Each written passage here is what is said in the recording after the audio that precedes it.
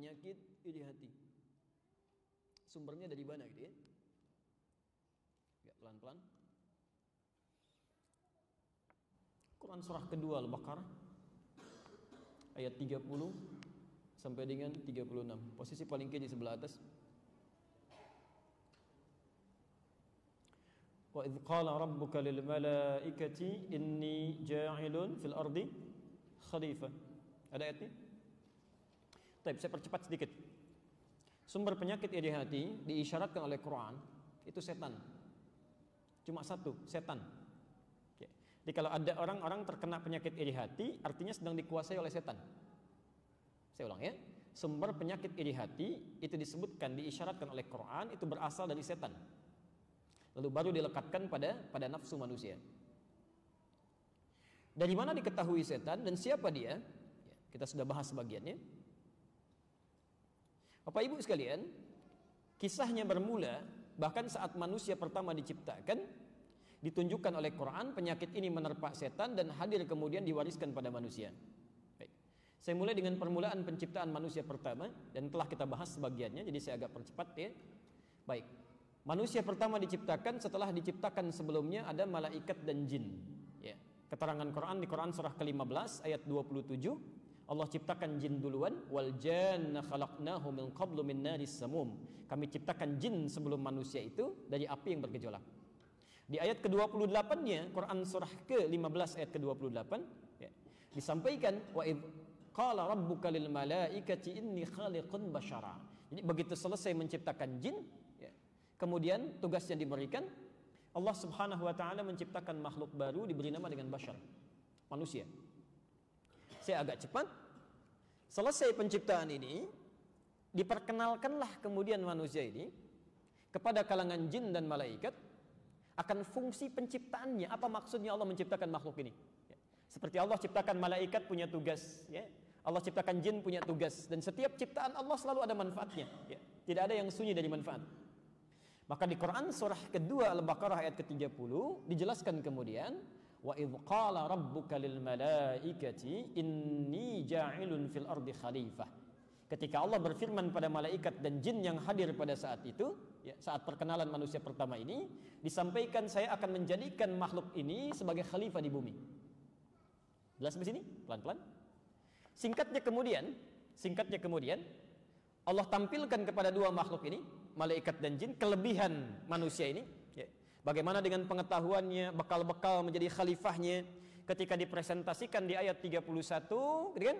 Kemudian ditawarkan pada malaikat dan jin, ditanyakan, kalian bisa nggak seperti itu? Ya.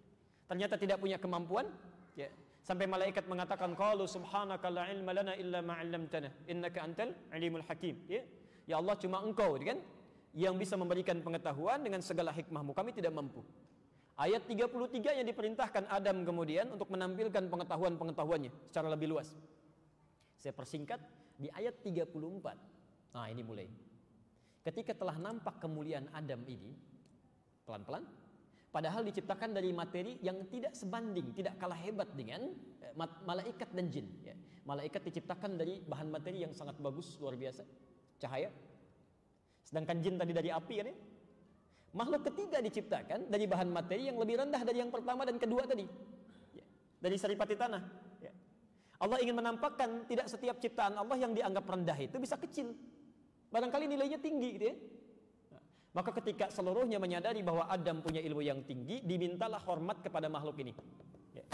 Hormat ini, maaf ya, bukan tujuan untuk mengagungkan Adam, bukan. Tapi menunjukkan ketaatan kepada Allah Subhanahu wa taala. Ya.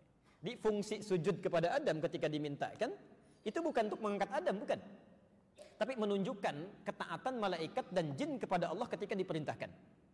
Nah, disinilah muncul persoalan. Wa idz qulna lil malaikati isjudu li adama fasajadu illa iblis. Ketika kami perintahkan pada seluruh malaikat dan jin untuk sujud kepada Adam sebagai penghormatan, fasajadu, semuanya sujud kecuali iblis. Pertanyaannya, siapa iblis ini? Saya sudah pernah terangkan dulu ya. Dijawab di Quran surah ke-18 Al-Kahf ayat 50. Posisi paling kanan di pertengahan sedikit. Kalimatnya sama. Wa idh qulna lil malaikati isjudu li Adama fasajadu illa iblis. Ketika kami perintahkan seluruh malaikat dan jin untuk hormat kepada Adam dengan perintah kami, semua sujud kecuali iblis. Siapa iblis ini? Kana minal jinni fa fasaqa an amri rabbi. Dia bukan golongan malaikat tapi golongan jin yang hadir pada saat itu, yang menyimpang dari perintah Allah. Kenapa jin ini menyimpang? Kembalikan ke Al-Baqarah 34. Aba, dia enggan untuk sujud. Wastakbar, ya, dia sombong, tidak mau hormat kepada Adam atas perintah Allah. Tapi sombongnya ini kenapa, gitu kan? Kenapa sombongnya? Kita harus cari, ya. Apakah sombongnya karena hal tertentu atau ada sedang penyakit melekat pada dirinya? Maka dijawablah kemudian sifat sombong ini dengan satu penyakit yang luar biasa. Quran surah ke-7 ayat ke-12. Posisi paling kiri sebelah atas di mushaf standar. Lihat kalimatnya. Qala ma mana'aka alla tasjuda idh amartuk. Allah kemudian menyampaikan kepada iblis, kepada jin tadi, apa yang menyebabkan kau tidak mau sujud ketika saya perintahkan? Perhatikan poinnya, Bu, ya, Pak, ya. Lihat kalimat Qur'annya. Ketika saya perintahkan. Ini sebetulnya semua ibadah itu Allah nggak butuh. Maaf, itu tidak butuh.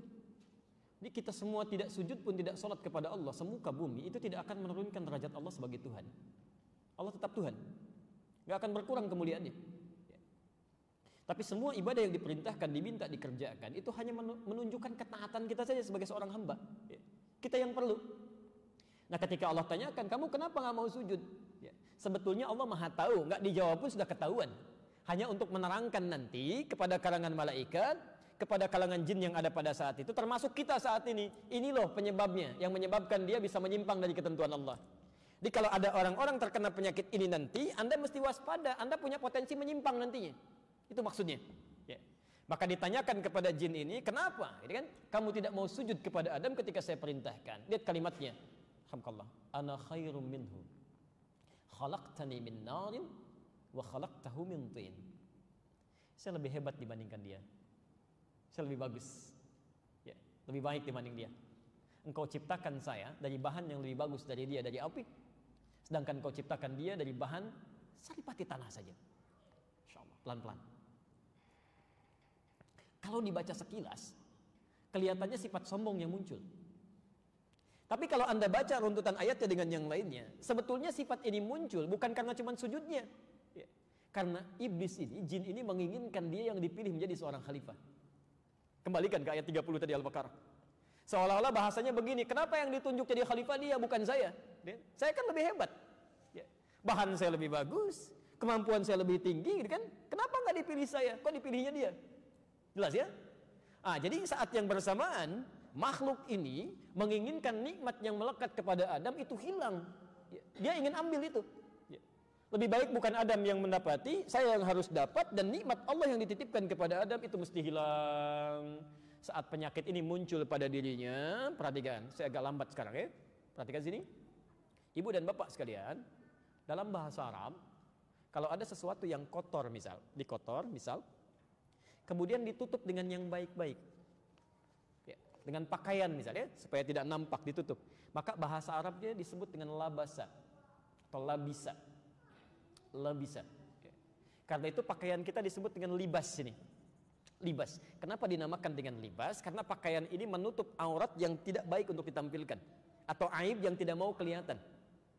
Di sesuatu yang kotor, yang tidak bagus, Anda tutup dengan yang baik-baik. Itu bahasa Arabnya dari labisa. Penutupnya dikenal dengan libas. Quran surah ke-7 Al-A'raf dari ayat 27 atau bahkan dari 26 sampai 31. Walibasut taqwa dzalika khair. Silakan catat, lain waktu Anda lihat lagi. Tapi kalau ada yang baik-baik, misal ini bagus ya, bersih. Ini bersih. Kemudian ditutup dengan yang kotor.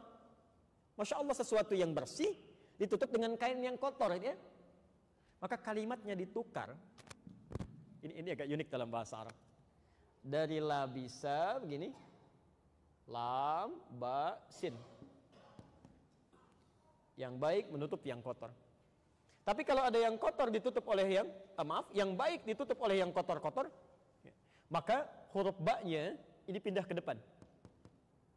Jadi balasa, ba-nya pindah ke depan, ba, lam, sin. Itu tandanya yang kotor sedang menutup yang baik. Nah, kalau kainnya sudah menutupi, misal kotorannya menutupi yang baik-baik, maka yang terkena tutupan itu dirubah namanya menjadi iblis. Dari sini muncul kata iblis. Maksud nama iblis itu adalah sosok yang sedang tertutup oleh sifat-sifat yang buruk, asalnya baik. Asalnya baik, ya. Jadi Anda jangan kira kalau jin ini, ya, maaf, asalnya pembangkang, bukan, asalnya baik, Pak. Bu. Ya. Dari mana indikasi baiknya? Quran surah ke-18 ayat 50 tadi menjelaskan, kana minal jinni adalah dia termasuk jin yang sangat taat, fafasaqa, maka dia mulai menyimpang. Tidak pernah disebutkan kata fasik di dalam Quran, termasuk di hadis, kecuali lawan dari kalimat taat. Fasik lawannya taat. Jadi ketika Quran menyebutkan fafasaqa, kemudian dia mulai fasik, dia menyimpang, artinya awalnya taat. Taat. Ya. Saya mau tanya begini, mohon maaf ya. Kalau di akhirat itu, satu harinya berapa lama ukuran dunianya? 1000 tahun, tahu dari mana? Oke, kita ambil Quran surah 32 saja, ayat kelima saja ya. Fi yaumin kana miqdaruhu alfa sanatin mimma ta'uddun. Masya Allah, satu harinya itu setidaknya ada 1000 tahun. Satu harinya 1000 tahun. Satu detiknya kurang lebih itu sama dengan 48 hari.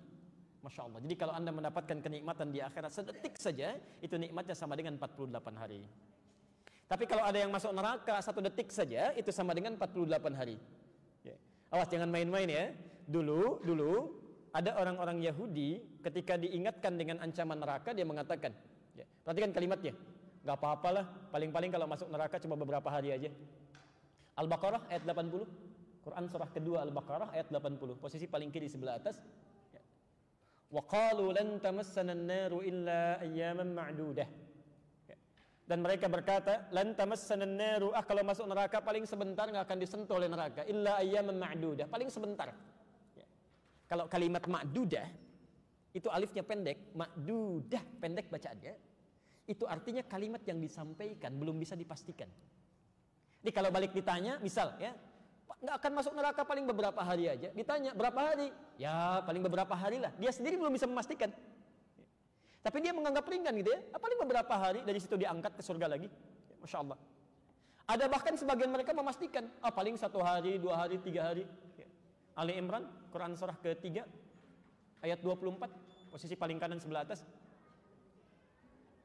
Dzalika bi annahum qalu lan tamassana an-naru illa ayyaman ma'dudat. Alifnya panjang.